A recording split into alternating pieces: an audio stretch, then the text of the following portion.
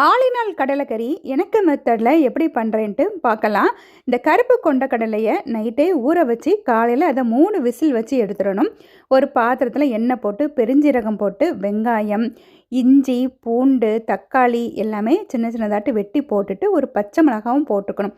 இது நல்லா வதங்கினதுக்கப்புறம் வத்தல் பொடி, மஞ்சள் பொடி, மல்லிப்பொடி, கரம் மசாலா பொடி எல்லாம் போட்டு இதுக்கு பச்சை ஸ்மெல் போகிற வரைக்கும் நல்லா வதக்கிட்டு இதில் வேக வச்சுருக்கக்கூடிய கடலை, உப்பு, கருவேப்பிலை எல்லாம் போட்டு நல்லா இதை கிளறி விட்டுட்டு மூடி வச்சிடணும்.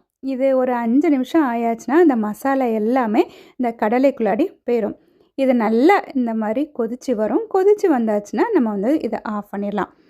இந்த இஞ்சி பூண்டு இதில் சின்ன சின்னதாக வெட்டி போட்டிருப்போம்ல, அந்த இஞ்சிக்கு வாசனை இதில் ரொம்ப நல்லாயிருக்கும். இது புட்டுக்கு, இடியப்பத்துக்கு, சப்பாத்திக்கு, சாதத்தில் கூட நம்ம மிக்ஸ் பண்ணி சாப்பிட்லாம்.